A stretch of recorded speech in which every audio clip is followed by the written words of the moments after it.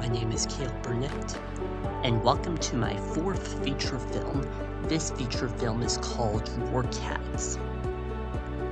Anyway, our story takes place in Capital City, and specifically where in Capital City Supply Chain Inc. That's where our story takes place. Anyway, the visual I have right now is what an office looks like at the factory or the company.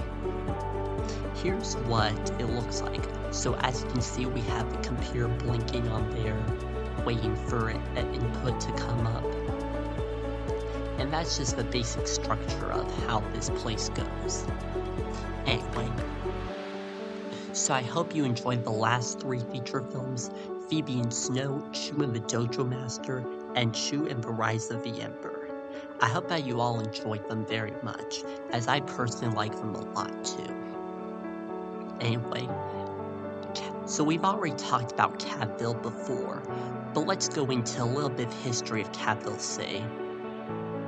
So Capital City is a subdivision of Capital. It's basically located further down the road. It's basically located all the way in the very back of Capital. It's basically its own separate thing. So Capital City was founded in the 1900s, basically after Capital was founded. So about 90 years after Capital was founded, Capital City was founded. And that's where a lot of rich cats have lived, and business cats have lived. And also a few shady people too. But that's mostly what happens in Capital City. It's always a hustle and bustle, getting downtown and seeing the latest things that are happening.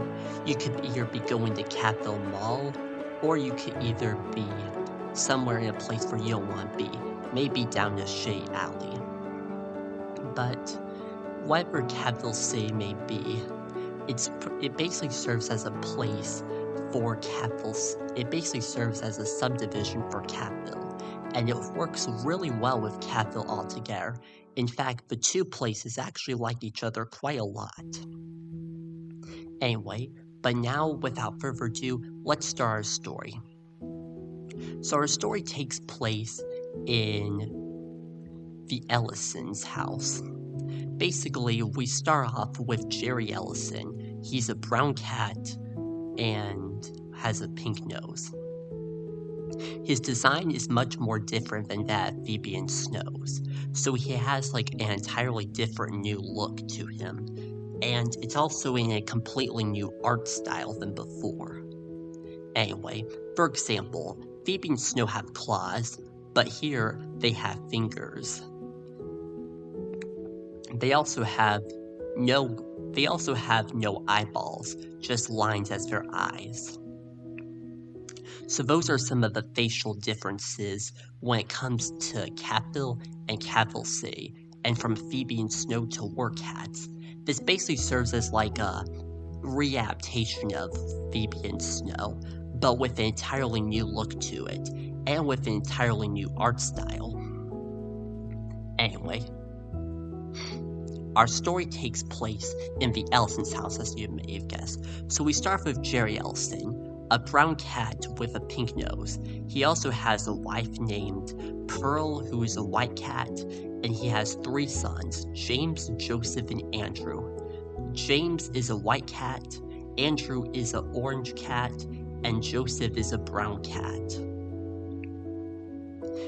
Overall, the five Ellison family members get along pretty well. They never really get into fights, and it's always very peaceful. In fact, it gets so peaceful that sometimes they even want to cause a bit of chaos into their own household. But whatever the case may be, they still function like a pretty good family.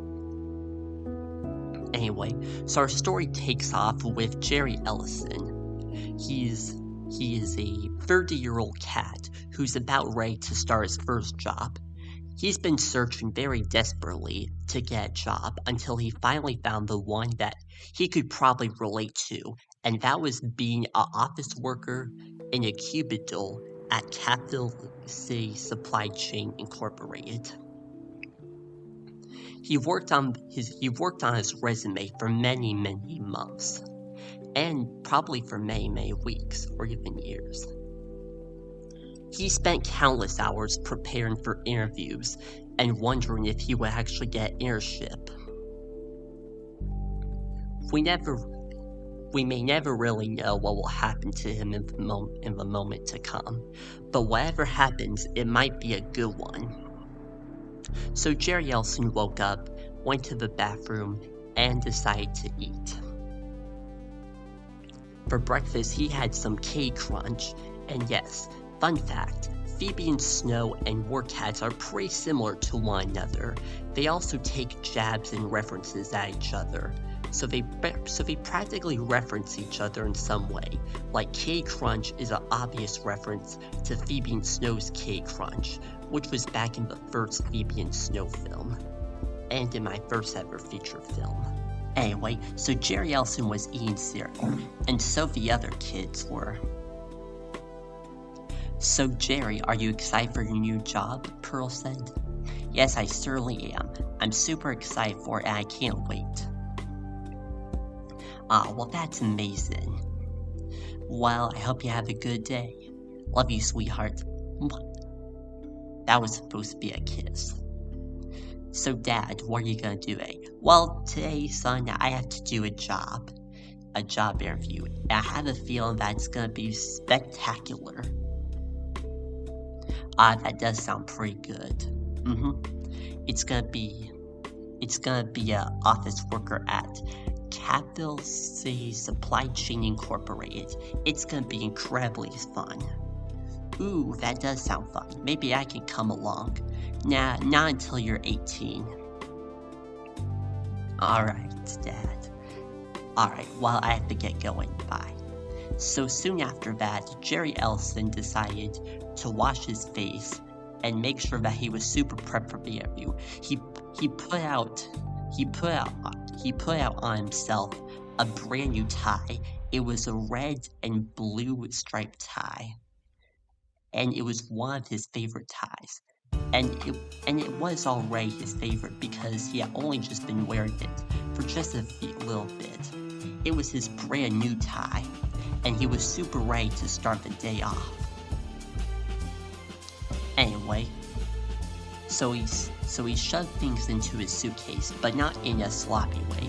He always did things in a very professional way, as he was still learning how to get professional, and he knew that his professionalism, or where it was going to be developing at, was going to be the most important aspect of getting this job.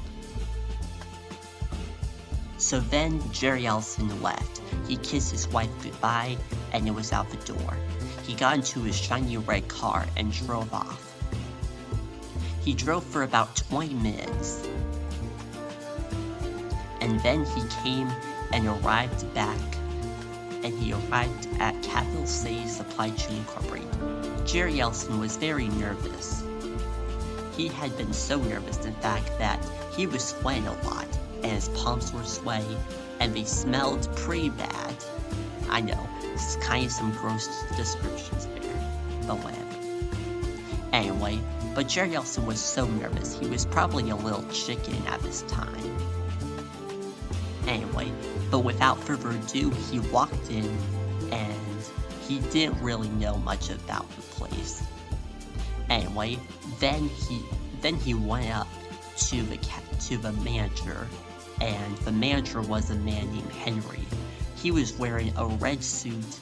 He was a white cat wearing a red hat, a tiny little red hat, a pretty adorable red hat, a hotel hat. Henry said, "May I help you?" And Jerry went, "Yeah, I'm looking for... I have a job interview today, and I wonder who I can meet." Oh, said Henry, "I think you can talk over to Jason Butchford. To Jason Courtney. He's the boss of this place." That sounds pretty good. Alright, well, good luck on your interview. And by the way, my name's Henry. I might have the pleasure of meeting you, and pleasure to work with you. Thank you, Jerry Ellison said. Then he walked off. He had to figure out where the place was. After a bit of searching, he finally came to the place that he was looking for. There, he met a line of employees that were all waiting for their interviews. Anyway, just about a few minutes later, one of the interviewees had eventually finished their interview, and they waited for a response. Jerry Ellison was only 5 employees behind, so he had to wait quite a bit before his interview. During his interview, he spent an entire hour practicing what he was gonna say. Then, when the time finally came, Jason Butchford came in and said, "Next." And so, Jerry Ellison had his heart pounding. His hands were shivering. He then decided to go in. He walked up and slowly closed the door. "Hello," he said nervously. "Oh, hello. What's your name?" "My name is Jerry Ellison, sir." Jerry Ellison, eh?" Jason Courtney said. "Well, I'm Jason Courtney. I've been the boss of this place for over 27 years. Wow, that's a lot. I know. I'm currently 57. Yeah. Anyway, but then Jerry Ellison and Jason Courtney got into the interview. Jason asked Jerry a bunch of questions. So why do you want to work at Capital C Supply Chain Incorporated? Well, I think I want to work here because it's a pretty decent place, and this also seems like a really good place for me to improve on my skills of leadership. And I think I've done a bit of research on this place. I think it's absolutely gorgeous from the inside. It has pretty good architecture. I like that. Now, what are your qualifications? Well, let's see. By qualifications, do you mean strengths and weaknesses? Yeah, like what are your strengths and weaknesses? Well, let's see. My strengths are that I'm incredibly kind, I'm supportive, and I'm a pretty fast worker. My weaknesses probably have to be being super nervous and sometimes being a little disorganized. But I still try to make the most of it. That sounds good. Jerry and Jason talked for quite a lot more, and Jason finally ended the interview by saying, "Well, it was a pleasure to meet you, and I hope that you get the job. Here's my contact information. Expect a response in about 3 days to a week." "Okay," Jerry Ellison said, "I will." So then Jerry Ellison came back home. Then he pounded on the door and came crying.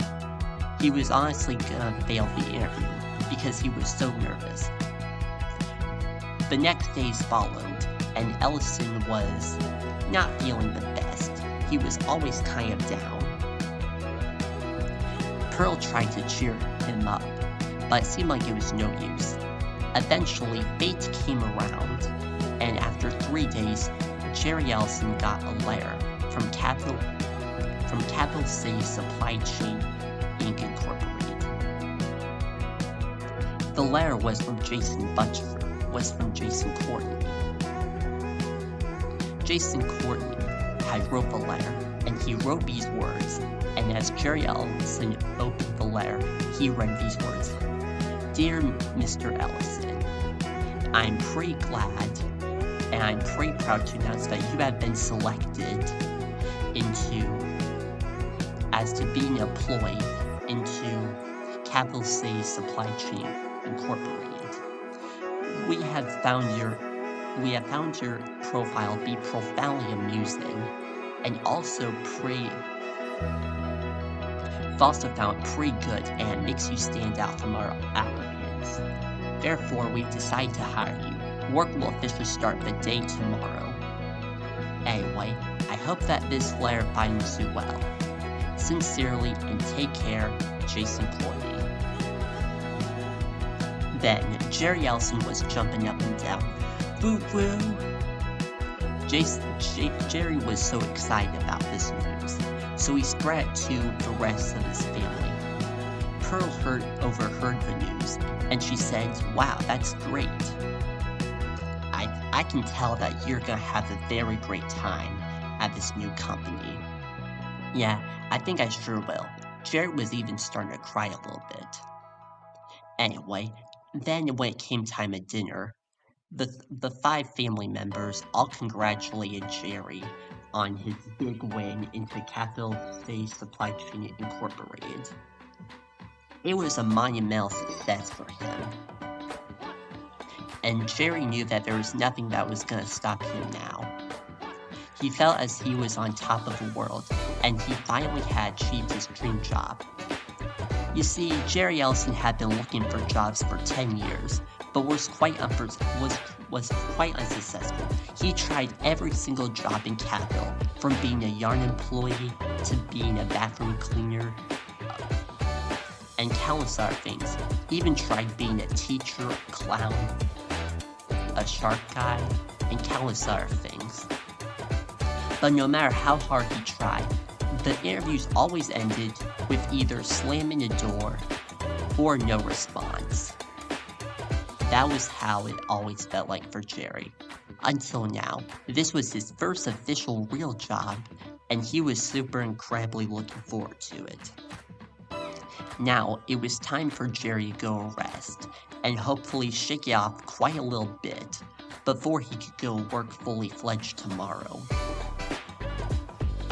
Then, the next day hit, and Jerry woke up super happy.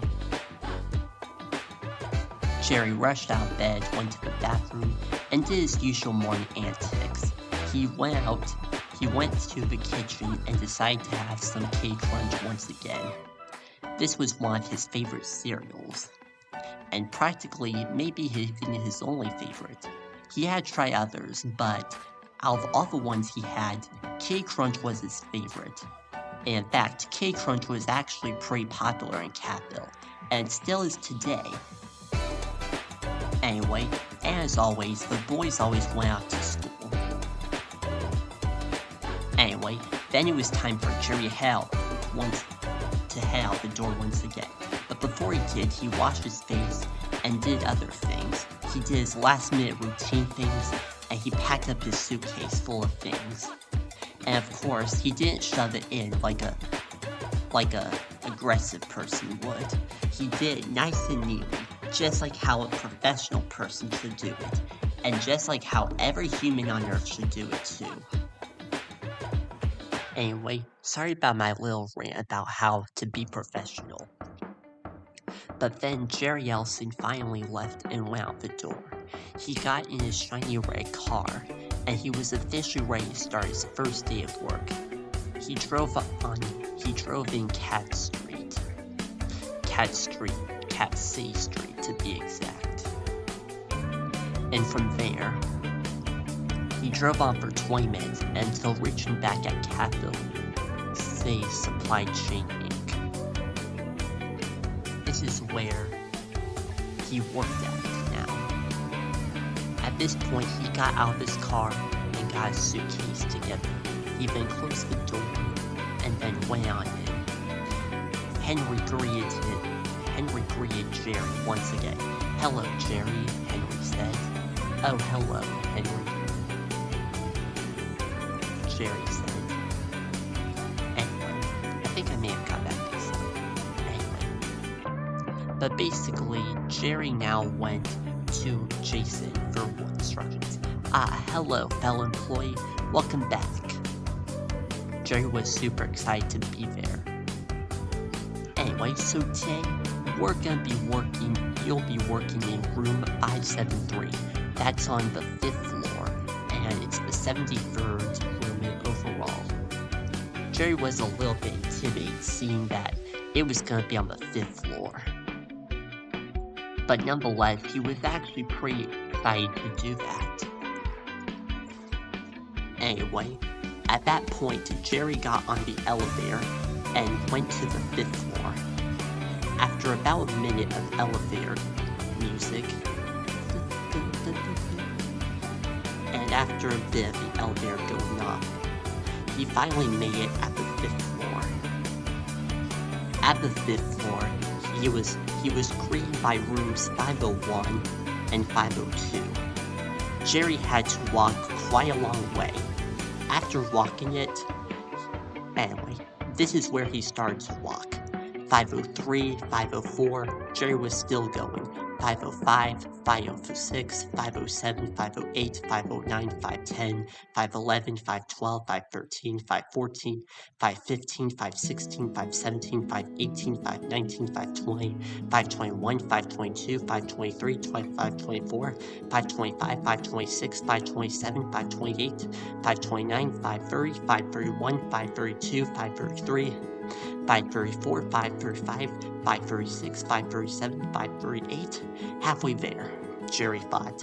539, 540, 541, 542, 543, 544, 545, 546, 547, 548, 549, 550, 551, 552, 553, 554, 555, 556, 557, 558, 559, 560, 561, 562, 563, 564, 565, 566, 567, 568, 569, 570, 571, 572, and here we are. Jerry is at last 573. Jerry used a key to get the room open. When he opened the room, it was a completely new experience. Basically, the office had an old computer, a computer that had 4 sockets in it. These were used to connect things like headphones, and as well as our equipment. It also had an old-style look, as these were computers that they had been using since the 1980s. At this point, it was in the 2000s, the early 2000s, so the computers must have been a decade old. After that, Jerry decided to set up his office. He put some of his stuff in there, and decided to head out for a bit. Anyway, he wanted to do this so that way he could get around and meet some of the other employees. So Jason spotted him. "Hey Jerry, what are you doing?" "Oh, I'm just going to meet some of our employees." "Oh sure," Jason said. "Here, let's give you a tour." So then, Jason gave Jerry Ellison a tour of Capital C Supply Chain Incorporated. "Alright, ladies and gentlemen, please welcome Jerry Ellison. And now we're going to show you the wonderful works of Capital C Supply Chain Incorporated." Anyway, the tour started off in the welcome room, which was basically the lobby. Then they climbed up, then they went on floors.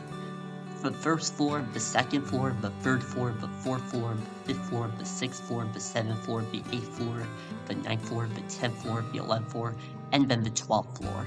Each of the 12 floors had their own meeting rooms, and they were thousands of cats, about 2,226 cats that worked in Capital C Supply Chain Inc. Some of these included Sam Butcher, which was one of Jerry Ellison's high school friends, Dr. Alex Alkali, a blue cat scientist who is into physics, and who always wears his flimsy green goggles wherever he goes. Next up came Phil, a purple cat with a mustache, and that was mostly it, but he's also a fantasy nerd. There were still countless of other cats, but the environment was so colorful. There was vibrantness everywhere. Everyone had some very good times in Capital C Supply Chain Inc. No one ever really got into fights, and things were much more smoother than some of the other areas of the city, specifically where the shade alleys were. Capital C had a place called Shade Alley, but that was not really a good place at all, and the capital city employees would never actually go there. That was a place for bummers. Anyway, Jason and Jerry continued the tour, and they started meeting as many people as possible. At that point, the tour had finally ended. At that point, he had shown to Jerry all the possible rooms and practically everything that he could spot. It had everything that it could imagine.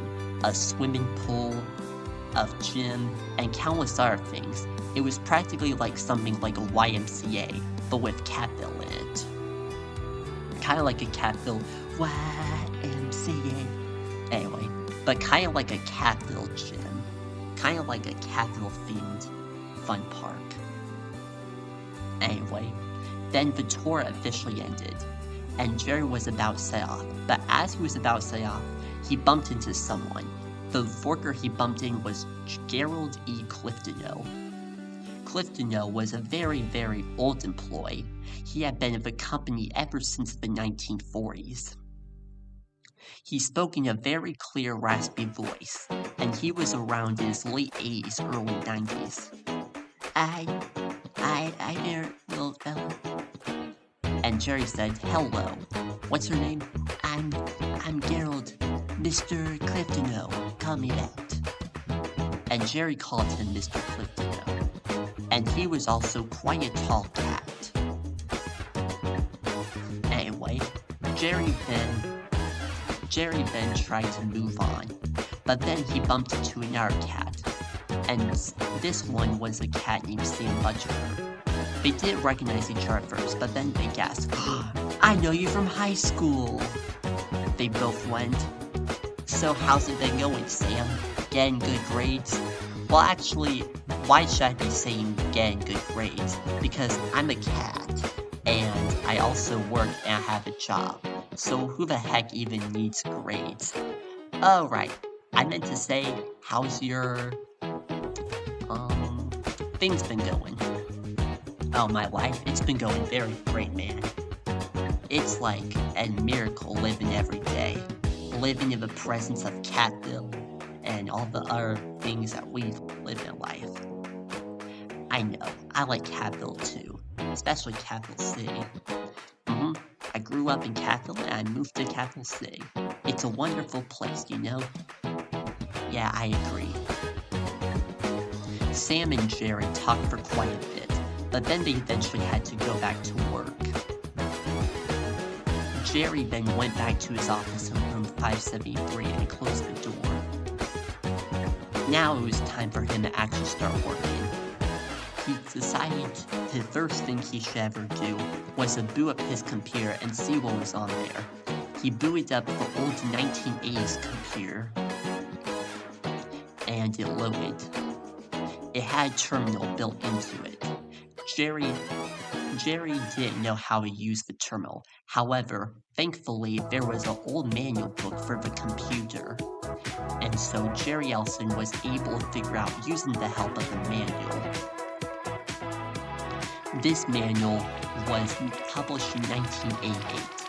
It also contains some old ads and some relatively old software on there.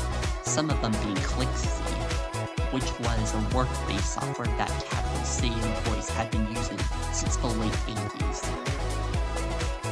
Anyway, so since it was a 1980s computer, it practically had ClickC on there, and not much else.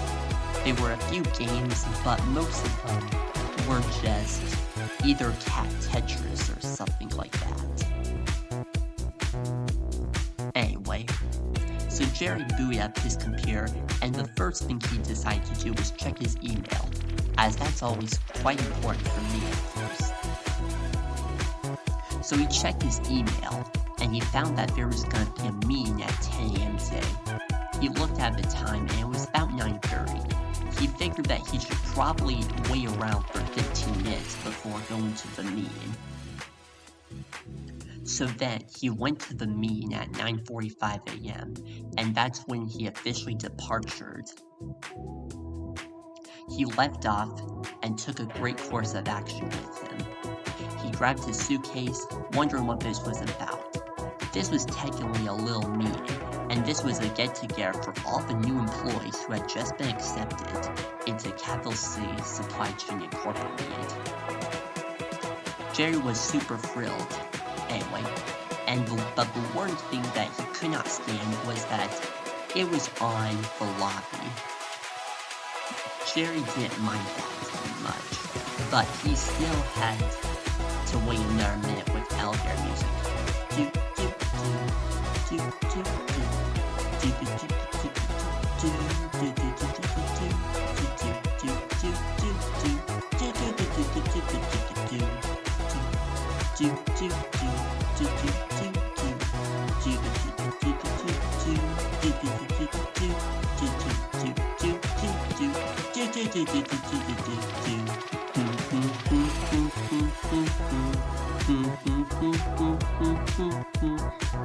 Anyway, and so on. That's supposed to be a reference to a phone jingle. Yeah, that was the jingle I heard for Virginia National Bank. I like that jingle a lot. Anyway, but basically, he went back and he found the lobby again. After hearing some elevator music, hence, Jerry finally made it back to the lobby, and there he found some new cats waiting at the lobby too. And Jason was about to start the meeting. "Hello everyone," he said. "Welcome to Capital C Supply Chain Inc., and this is your orientation." "Woo!" every cat yelled. Jerry also yelled too. He was generally very excited for this, and so was the other cats too. Anyway, then they all went to a big meeting at the lobby. They went to the lobby meeting room, and that's where they had their big first meeting.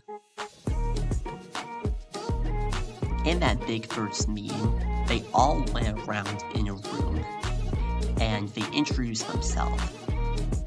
Jerry introduced himself relatively early, then he was followed by other cats too. The other cats introduced themselves as well, and it seemed like things were going pretty well. Soon afterwards, Jason gave all of them an assignment, and that was to participate in at least one event out in today. So Jerry set himself out to do one thing. After the meeting was over, he went back to Sam and decided to play a game with him. However, Sam was busy, so he met Fido, and Fido taught Jerry how to play a fantasy game called Catville Dungeons & Dragons. Anyway, so after they played Catville Dungeons & Dragons, or CD&D, Jerry Ellison decided to head back to his office. He then got a donut soon after. Anyway, but not much really happened. Work continued as usual, and things were pretty good for his first day. It was now 5 p.m., and it was time for Jerry Ellison to head home. He went on home and went back into his shiny red car. He then headed back home and landed back into his house. He opened the door and closed it behind him. "Hello, honey," he said. "Jerry," Pearl screeched with excitement. "I'm so glad for you." "I know, honey, I am. I know you are." Oh, honey. Anyway, but Pearl celebrated with Jerry, and so did his 3 sons. They all celebrated with some spaghetti and meatballs. They all had spaghetti and meatballs, and it was all pretty well. After dinner, Jerry decided to tell everyone about how work was, and he told them a story. This is the story of how I myself got a job. And so he told the story. He told about the times he had always been rejected. But now, this was no longer happening to him, and he was now sort of like on top of the world, like King of the Kong. Anyway, then it was time for the kids and Pearl and Jerry to go to bed. He tucked them all goodnight and gave them little kisses. Anyway, he gave them all little kisses, and then he gave his wife a big kiss. Anyway, and thus it was off for the night, and everything in capital C and in capital remained silent, and stayed there for throughout the night. Next morning was a second good day for Jerry Ellison. He woke up, went to the bathroom, and then he decided to eat another bowl of Kitty Crunch. That was his favorite cereal. Anyway, he then went off to work. Anyway, now it was his second day of work. He'd kinda already gotten used to how capital C Supply Chain Inc. would have functioned.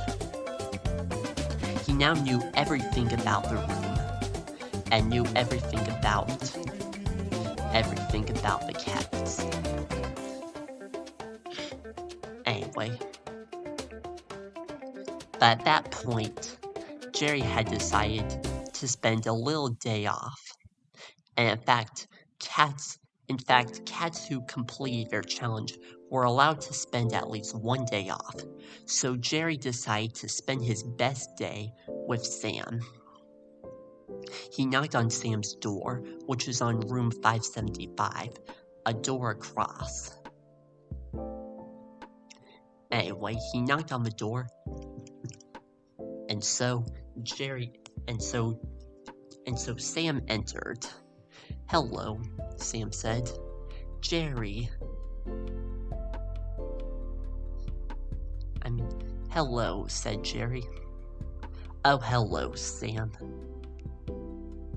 "Hello," said Sam. Anyway, the two cats greeted each other for quite a while, until they finally came up with a plan. They would spend the morning in Sam's room, and the afternoon in Jerry's room. Overall, things went pretty well that day. Jerry and Sam decided to go out to the pool for quite a bit. They sort of drowned. Well, they didn't really drown, but they made sure not to drown in the pool, as the water was quite a bit deep. Jerry and Sam had a lot of fun together. At that point, they decided to brush themselves off out of the water and get a bit of ice cream for themselves. After ice cream, it was to Jerry's room, and they played some games. They played games like Super Slime Combo and Truck Driving, all of which were junk games that Jerry and Sam enjoyed. They also liked reading comics, and they decided to read some Captain Cat comics.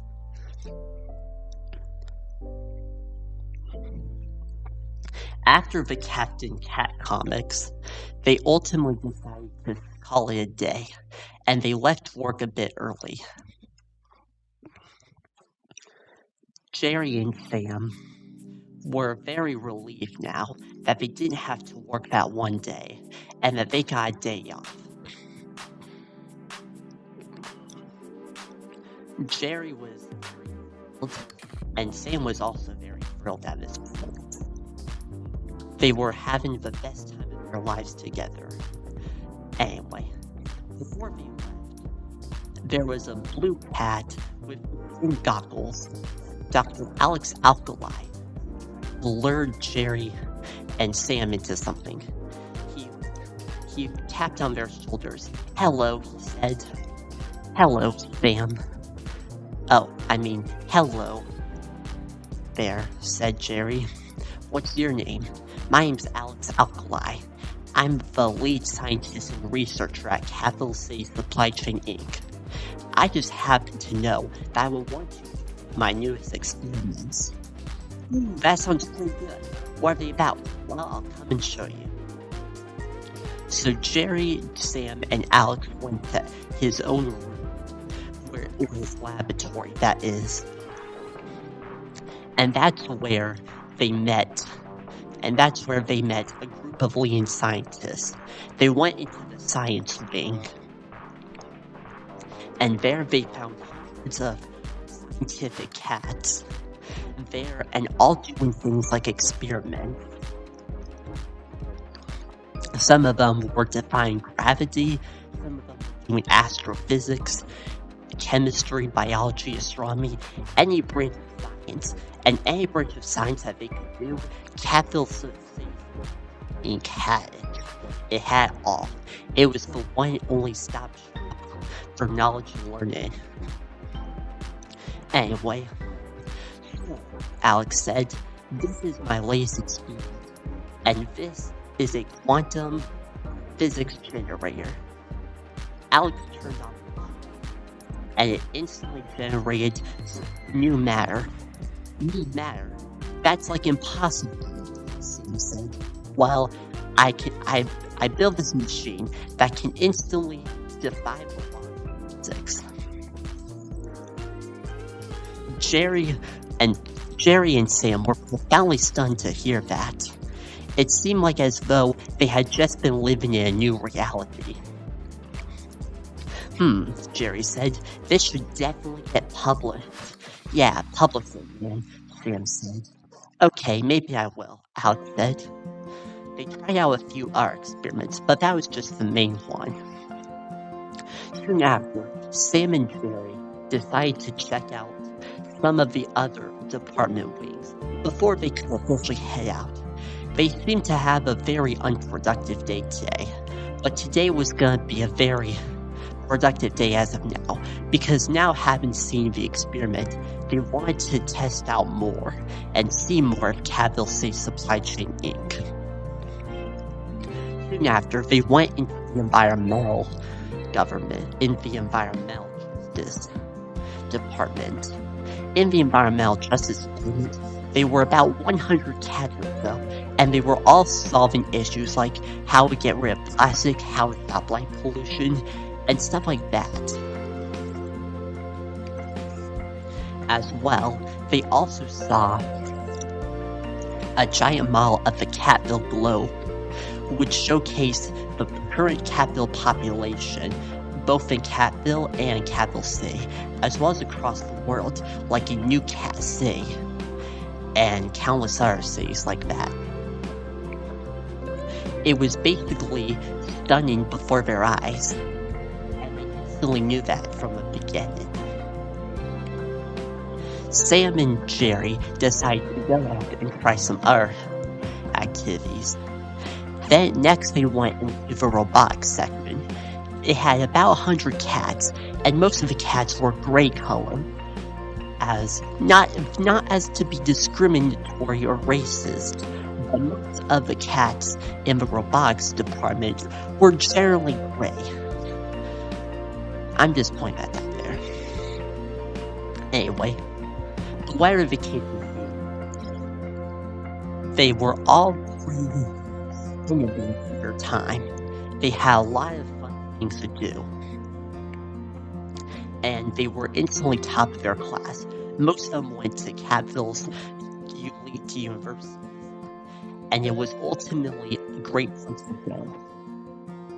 They had a lot of fun there, and they joined multiple fraternities. The robotics cats were working on a new project. This is one in which it was led by a orange cat named Roland.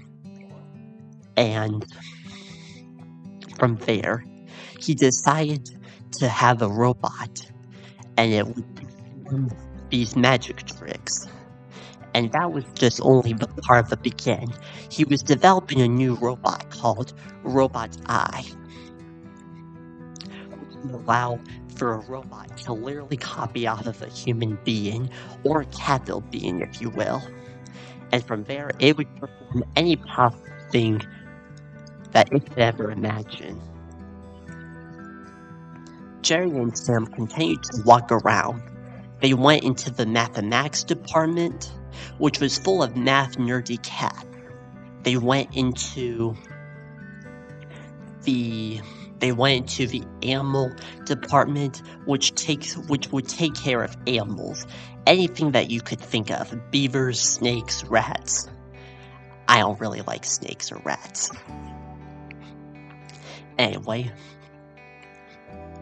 but they visited those other places, and they also visited practically every single department ever, ranging from robotics to physics to manufacturing, to electricity, as well as engineering. It was practically all in one. It was kind of like a campus, if you will, like a college campus. Picture Cadville City Supply Chain Incorporated as like a big college campus, and that's exactly what it kind of was. It was this big campus and this big place where there were cats from all different across the globe.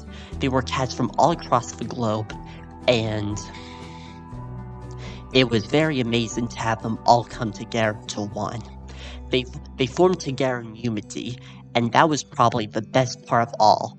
And that's what made Capital City Supply Chain Inc. stand out from amongst our other companies out there. They were practically a global leader for their time, ever since their debut in the 1930s. They had a bit of hardship before then due to the Great Depression. They still managed to overcome their successes and failures. And their success was still growing and growing.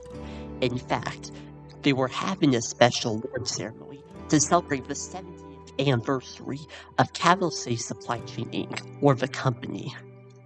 Everyone was invited: former members, former employees, as well as families. Even deceased people were allowed, which may sound a little bit weird, but basically, they were allowed to come there and have their will signed. Basically, they were allowed, and they could be there posthumously. Anyway, that was the big event that Jerry was looking forward to. And he was looking forward to that. That was going to be on Friday, one of Jerry's favorite days of all time. With all that said, Jerry and Sam decided to head out the front door. And now it was time for them to head back home. "Well," said Jerry, "I guess I'll see you tomorrow." "Oh, I definitely will," said Sam. "Good luck, man." "Alright, bye," Jerry said. And so, they went off with their cars, and they headed on home. Jerry was greeted once again by Pearl, and Jerry told Pearl all about his adventures so far. He told them about how they had went to the pool, they went to an aquarium, a playground. They talked about how they went to the robotics department, the nature department, and the computer department. Practically, Jerry and Sam had explored everything and all they ever wanted to. Jerry was completely omniscient of Capital City Supply Chain Inc. It was practically his favorite place now, and he had grown so deeply into it over the last day or two. That didn't stop. It was kind of like his everlasting love for work. But that didn't really have a big impact on Jerry. Jerry had big impact on the company as he promoted positivity and leadership. And already in the last few hours, basically he was deemed to be eligible, and he could even be awarded to win an award at the Capital City Supply Chain Inc. Awards Festival. It was a festival where they would award cats and employees with awards, basically if they had outstanding qualities. For example, someone could literally get the worst worker award, or someone could literally get the best job award. But as silly as it does sound, and how some sound a little bit derogatory than to others, it seemed like a pretty fun place for Jerry. He was very willing to deal with the event. Jerry then told Pearl, Joseph, James, and Andrew about all that he had done today. And he told them every aspect of the story. And he was practically like the omniscient person, the one only God of capital C, and that he knew everything about it. That was his favorite part of the day, and so far, it was only gonna get better and better with the new adventures that he would have in mind. Then, afterwards, we sat down and watched a family movie called The Office Cats. It was basically a parody of Cat Sting. Basically, it's a reference, so you probably get it. Anyway. But after quite a bit, they then head back upstairs and decide to take some medicine, and they decide to have some bedtime. At that point, Jerry kissed to his children one by one. Mwah. And he also kissed to his wife, Pearl. Mwah. And now it was finally time to turn off the lights. He turned off the lights and the lamp, and the room was dark. The only thing that was left in the room was his wife, Pearl, and the darkness, the black void of darkness.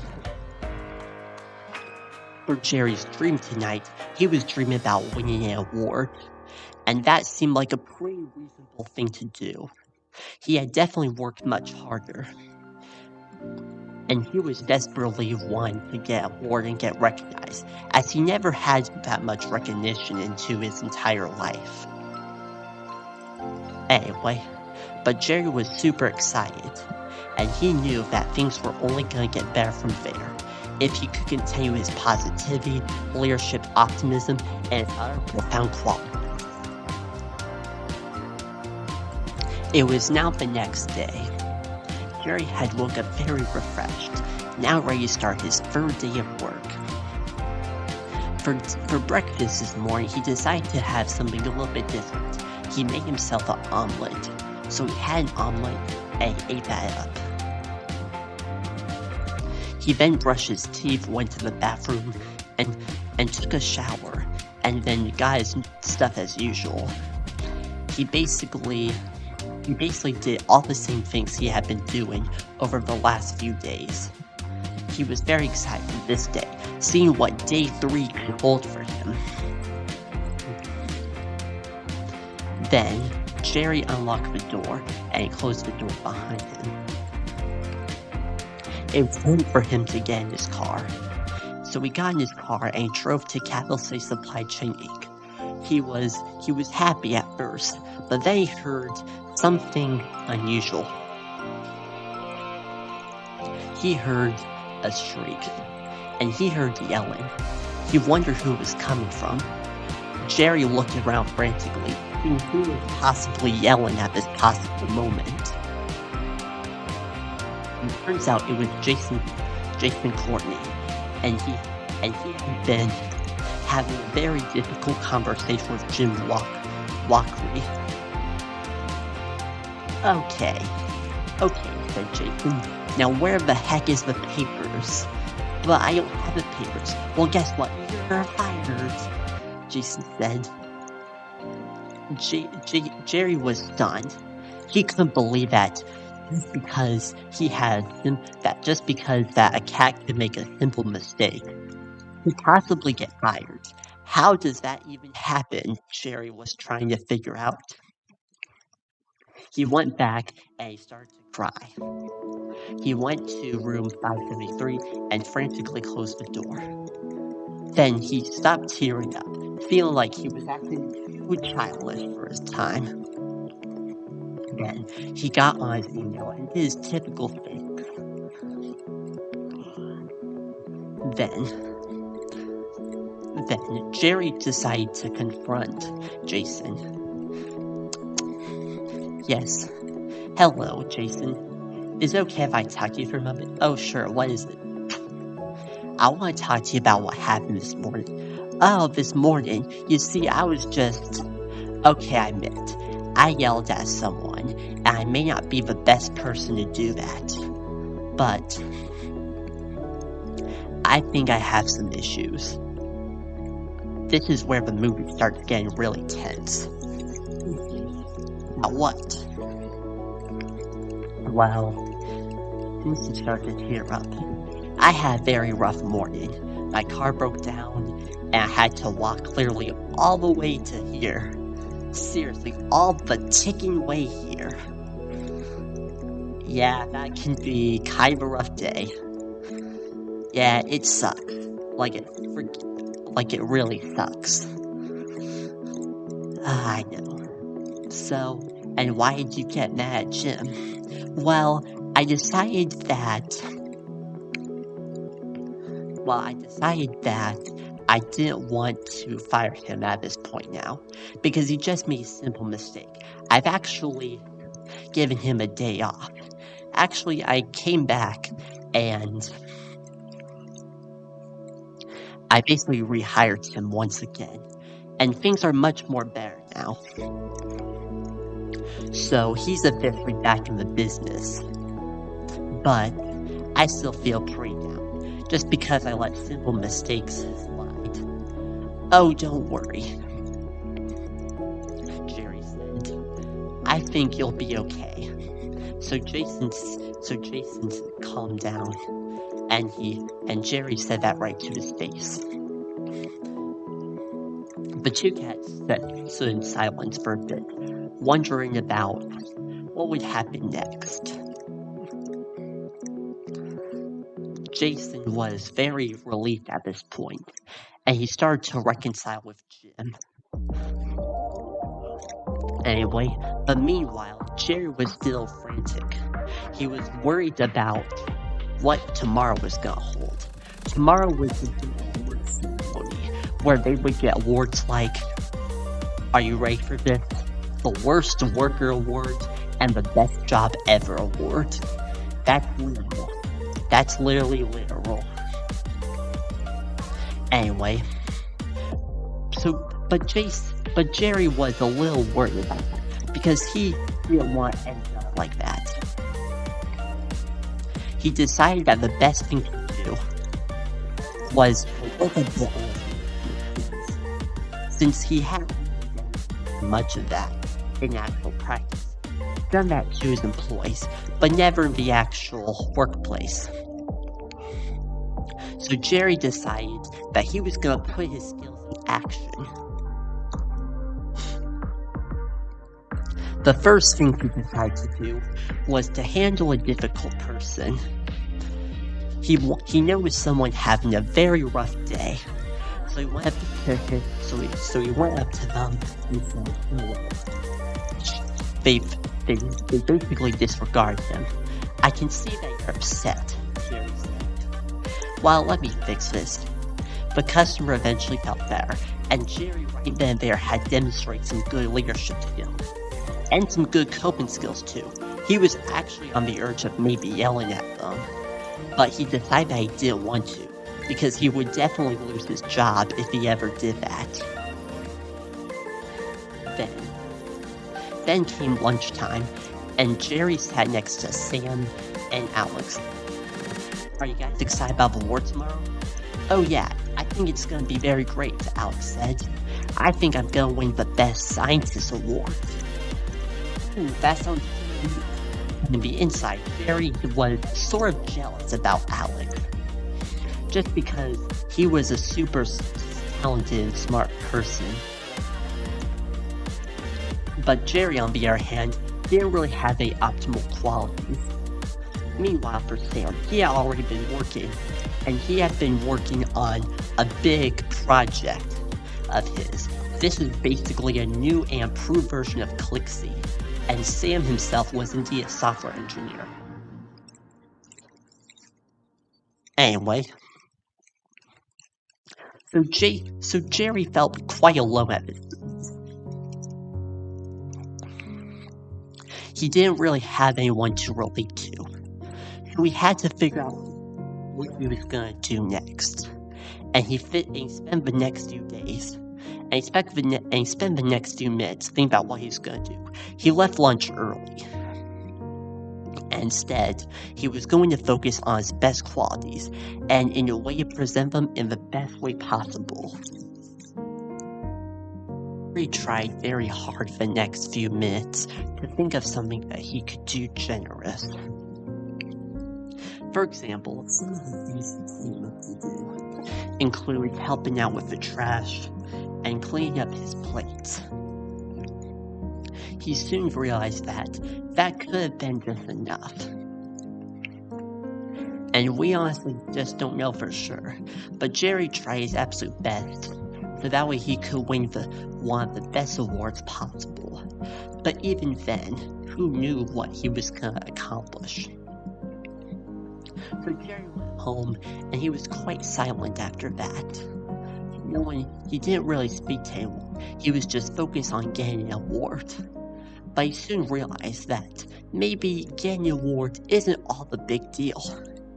I think it's also about the experience, Jerry thought. If I experience something and it makes me feel good, that's like a good memory to have. Jerry was absolutely right. He could just remember anything he ever wanted to. For example, he remembered all the times that Sam ever smiled to him. He remembered all the times that Alex ever helped him with his math equations. And he always remembered Jason, the one that he loved the most of all.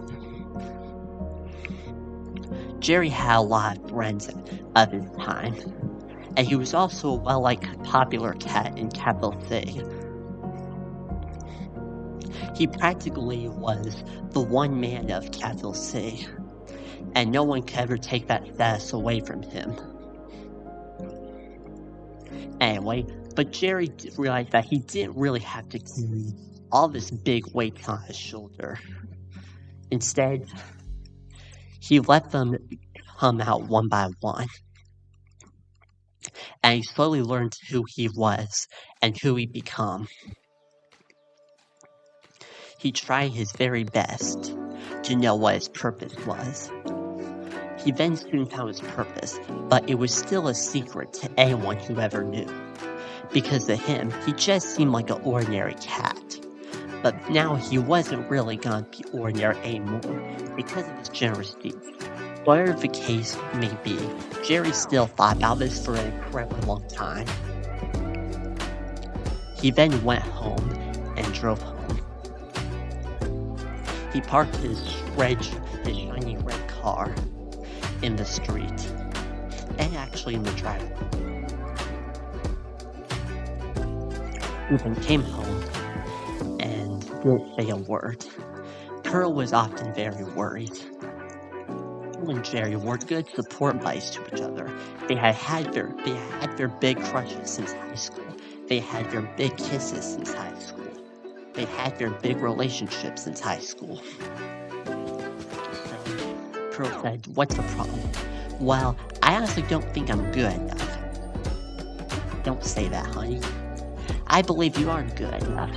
Heck, you were destined to get that award, and you know that it's gonna be a wonderful day of your life." "You're right." Pearl was absolutely smiling at that time. "Yeah, I guess you're right. Well, I suppose I better get some dinner and stuff like that. What's for dinner tonight? Tonight for dinner we're having some steak." And to top it all off, we're having some mashed potatoes. That sounds really good. Yeah, I know. Hey, you should really put this work thing behind you, because I can hear that it's putting a lot of stress on you. Ah, thank you, honey. Well, how about we go down and get some dinner, shall we? Oh, sure. So Pearl and Jerry went down for dinner, and so did the kids. They all had some pretty fun times, and Jerry talked to Joseph, James, and Andrew about what he was thinking about. He was thinking that he was not really a good enough cat for anything, but he was really encouraged by his sons that he was indeed something. He was indeed something extraordinary. Those words have been around for Jerry for quite a long time. No one ever seems to put him down. Then, Jerry decided to take a bit of a little walk. He took a bit of a walk, but while he was down there, he realized something was off. Some guy was out there doing the wrong thing. He saw someone being bullied. So Jerry decided to take off his headphones and decided to confront the bully. He tried to stop the physical altercation between the two kids, but he ended up getting punched in the heart. And he was badly hurt. Sure. The bully did survive and went away, but Jerry was still injured. In fact, he had a big bruise on his heart. He couldn't really walk over, so he called for the 911. Then, bad news broke that Jerry had indeed had a broken heart valve, and he had to go through heart surgery. This would be a profound devastation, as he would unfortunately miss the big award ceremony at Cavill Food Supply Chain Inc. But he did do what was right.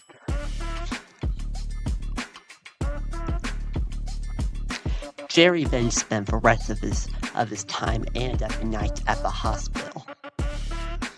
Then the big award ceremony came. Everyone was getting confused about where Jerry was.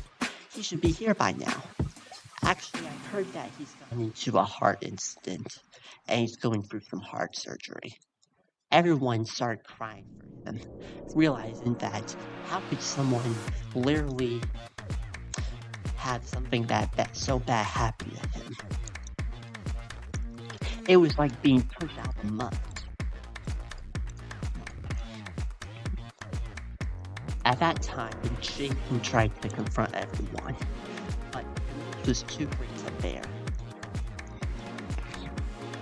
Jason then got on to the award ceremony. Alright everyone, he said, welcome to the 2022 award ceremony for Capital City Supply Chain Inc. I'm your leader, Jason Courtney. And so the other cats did introduction. The award ceremony went one by one. Some of the awards included Best Scientific Research Paper, which went to Mr. Frolicky. Then it went to Best Robotics Engineer, which was Mr. Davis. The list went on and on, with titles like Best Artist, Best Commercial Designer, Best Product Manager, Best, as well. There were also some firsts, but there was one award called a Special Achievement and a Special Recognition Award, and this was an award that was specifically designed only for who could it be? The award ceremony finished up. People would have to break the profound news that Jerry didn't win anything. He actually kept it a secret, and he decided to deliver to him one day. So, do you feel bad about Jerry? Oh, I definitely feel bad about him, especially heart surgery.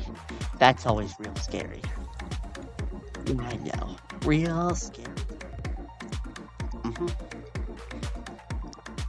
Say, do you want to write a message to him?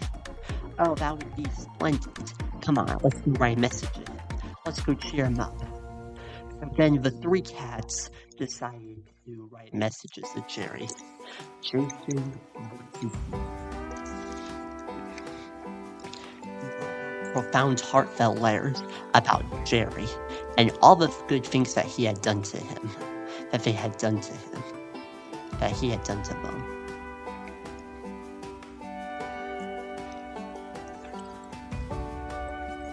They spent countless minutes crafting and revising letters, and then all gave to Jerry's mailbox and put in a big sack. As well, over 2,000 employees also joined it. Jerry was gonna get letters by over 2,225 cats and employees. Practically, if we include all the possible ones and all the former ones, he would have gone over 3,000. And that's mostly. So there's 2,225 employees and about managers. So over 300, over 3,000 now.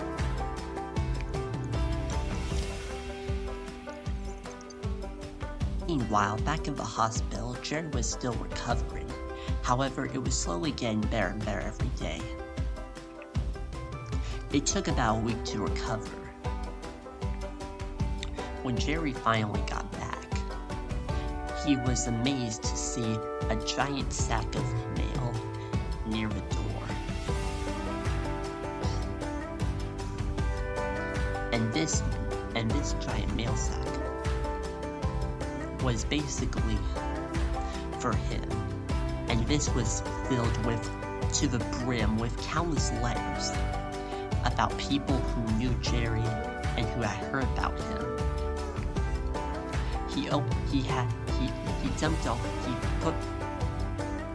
He got the bag out and put inside.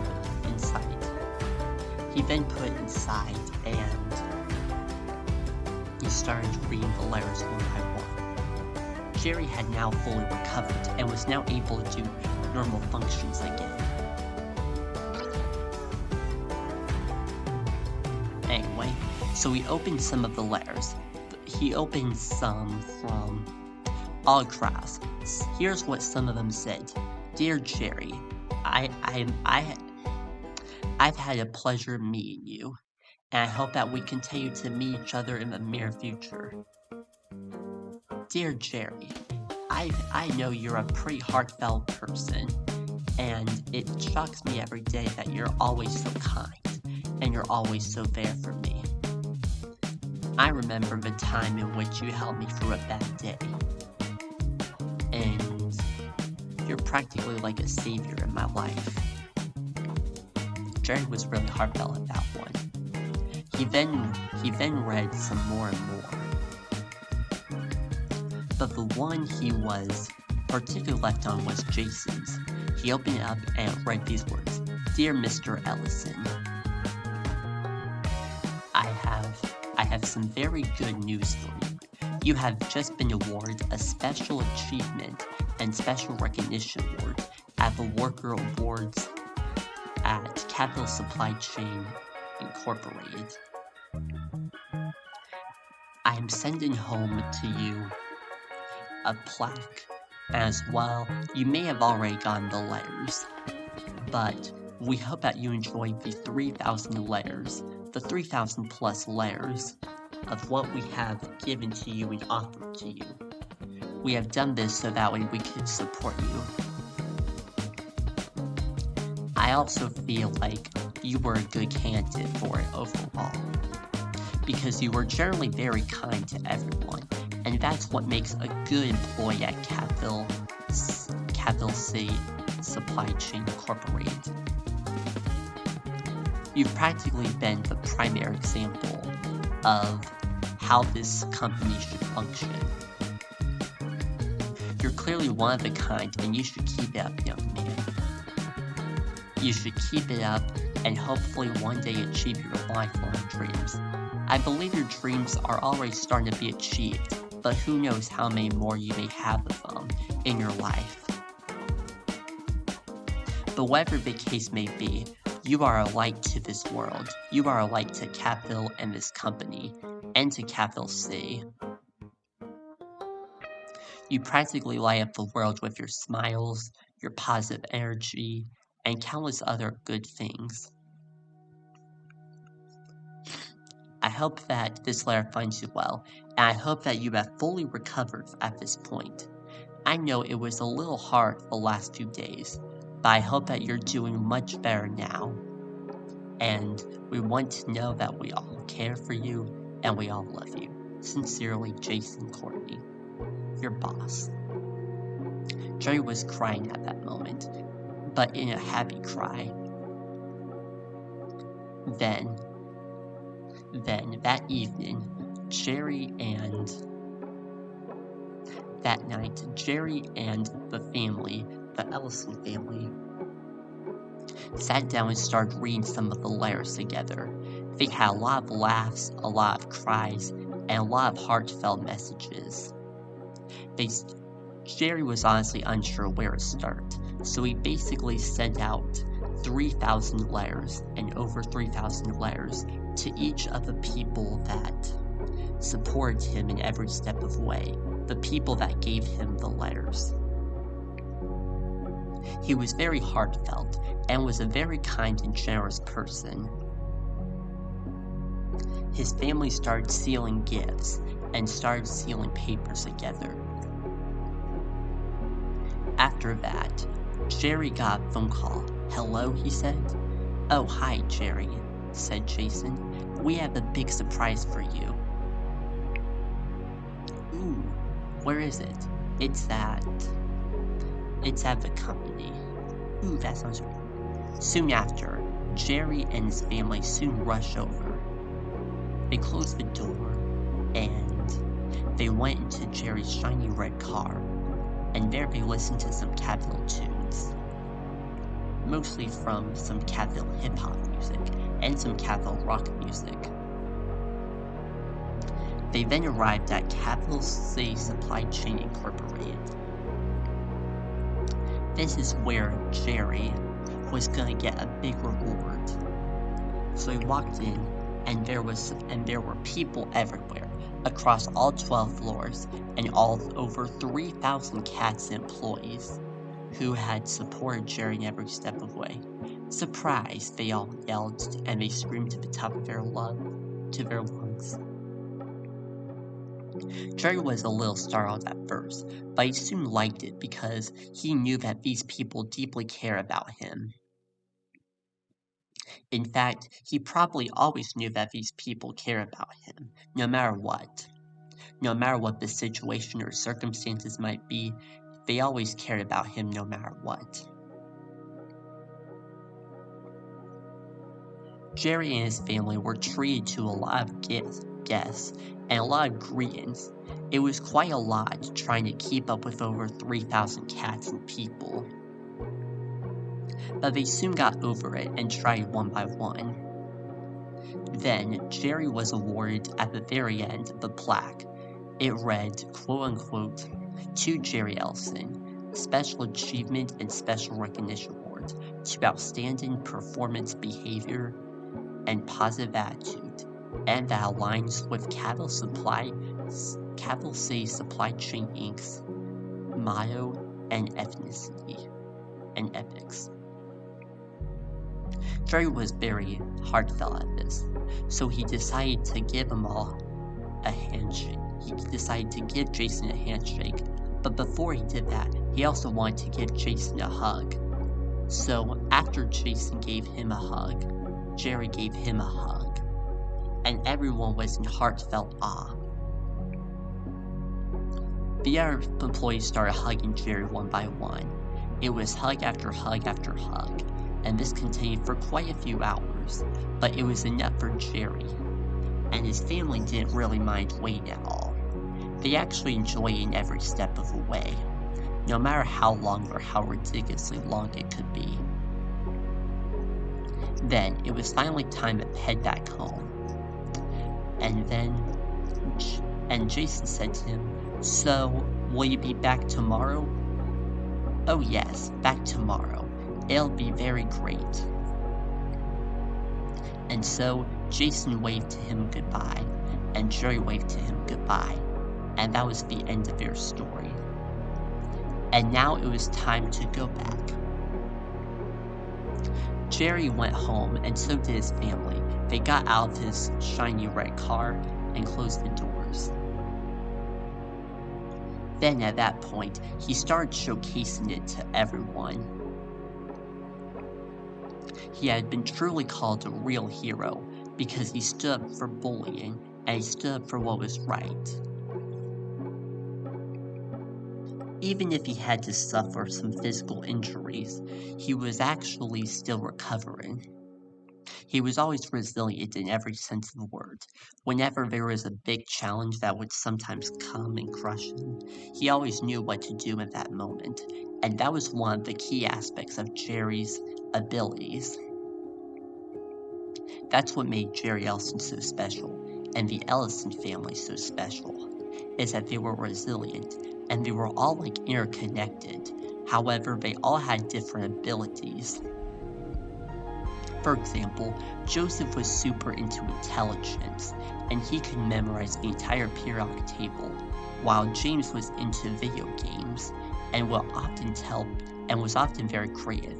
Andrew, on the other hand, was more of a nature person, and was very into nature. He had a best friend named Elliot, which was an orange cat, and from there, he would go on walks with him, and things would always be very nice. Elliot was a good friend to Joseph, and to James and Andrew, specifically Andrew, of course. Anyway, but the Ellison family were all surrounded by people that they knew and they loved and cared about them. And that's what made the Ellison family incredibly special. The Ellison family was very proud of Jerry, and so to celebrate, they decided to have a birthday cake for him. Not because it was his birthday, but to have a celebratory cake, so that way he would remember this moment and all the hard work and things that he had accomplished. They ate some cake, and it was pretty good. It was in fact a chocolate ice cream cake. So they all ate that, and then it was time to brush your teeth as always, because ice cream cake isn't really good for you. So basically, now they went upstairs and brushed their teeth. Anyway, after they brushed their teeth, they decided to watch a bit of TV, but they ultimately left a bit early because the boys had school tomorrow.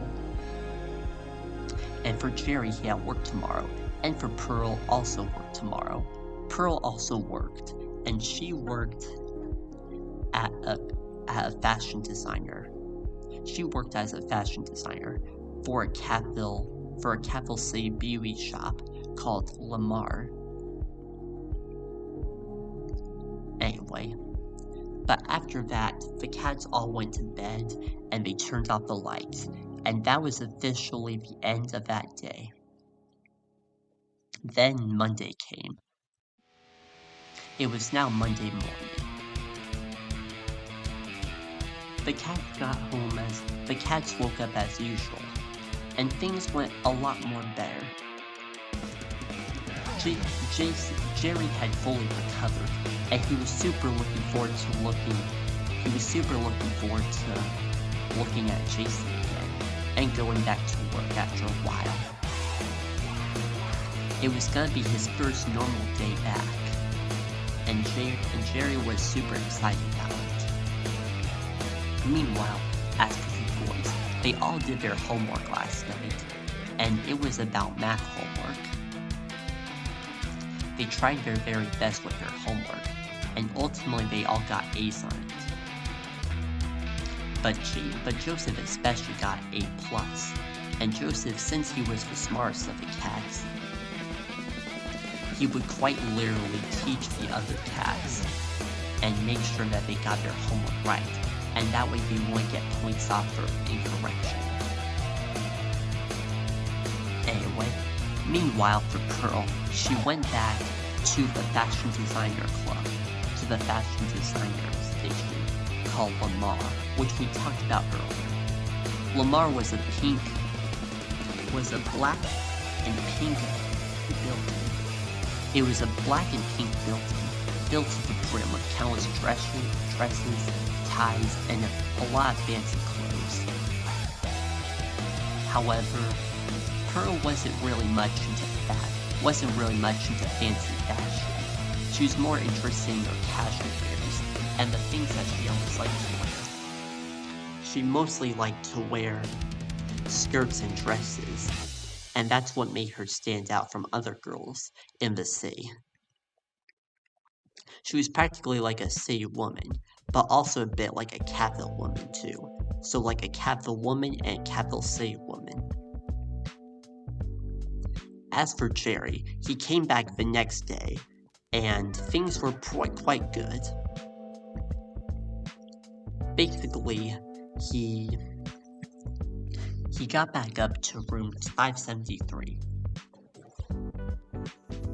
And there, from room 573, he got a special gift. This is probably gonna be the last of his special gifts, but Jerry didn't really mind it. It was from Jason, in fact, and he gave him a gift card into a dessert place. Anyway, Jerry really admired the gift, and he wrote a thank you note to Jason. In the weeks to come,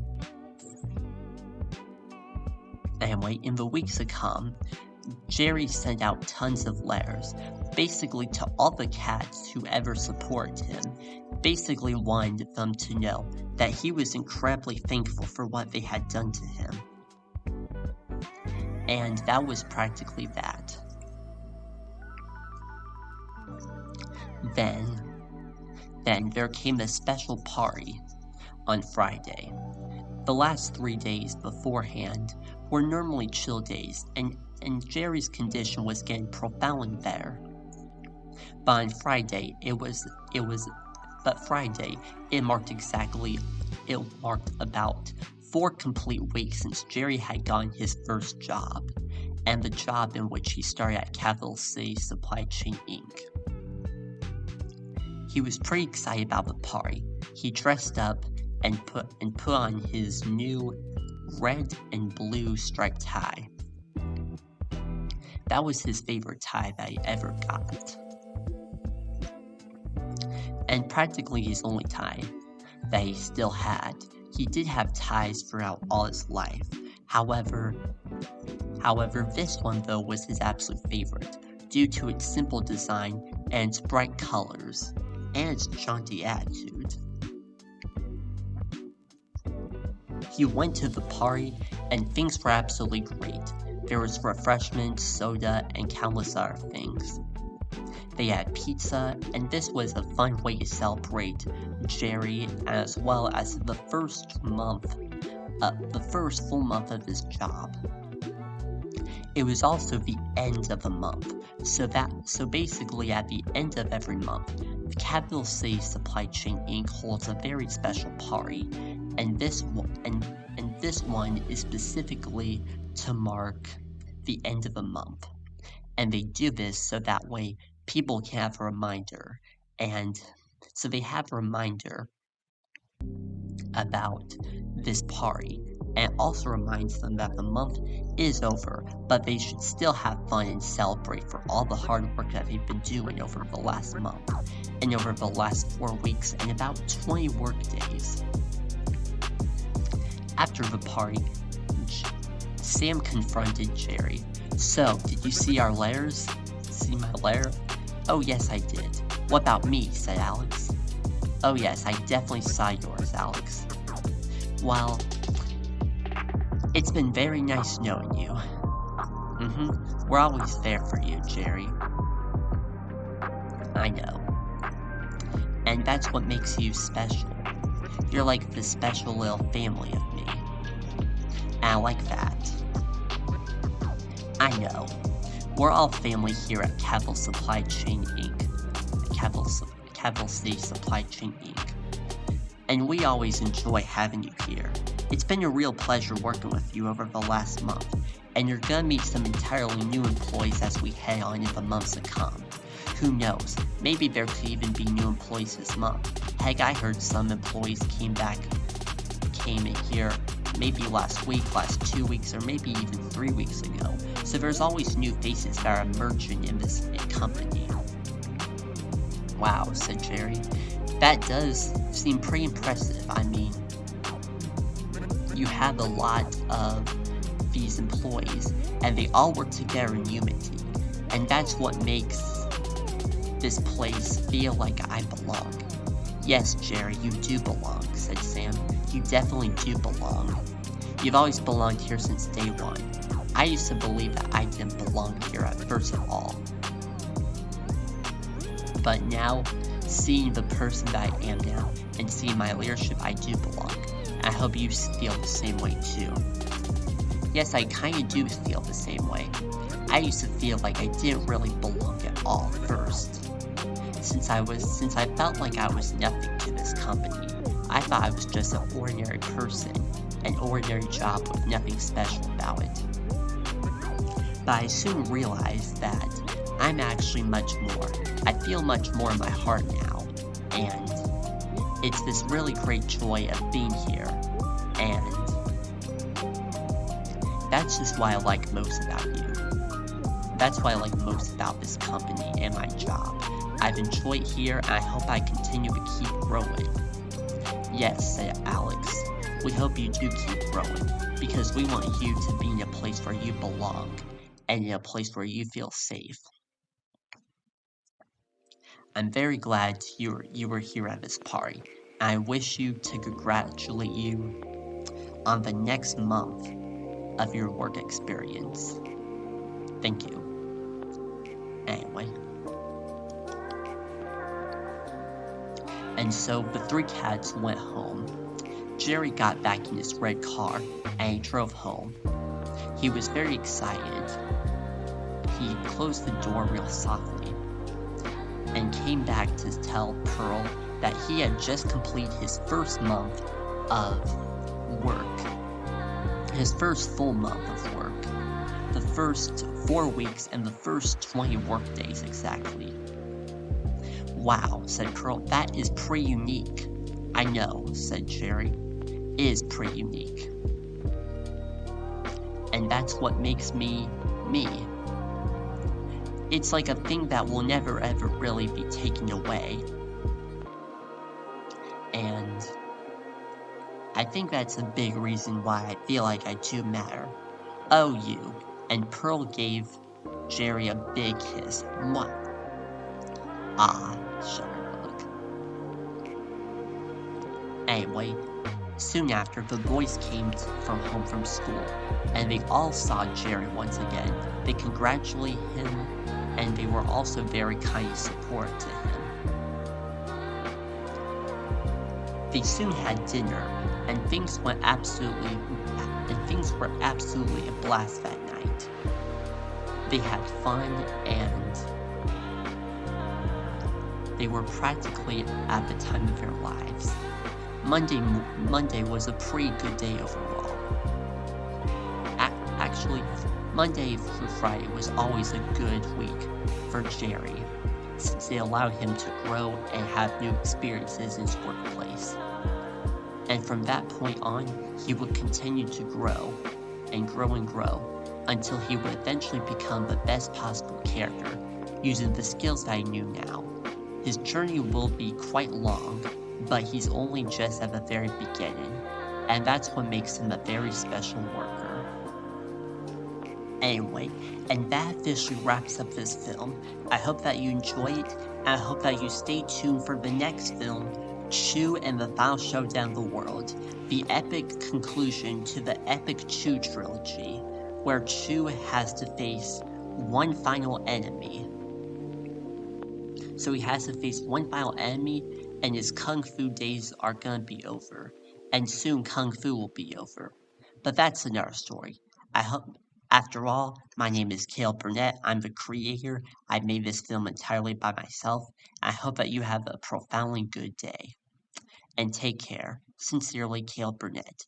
And now the credits will roll, and the characters will now be shown.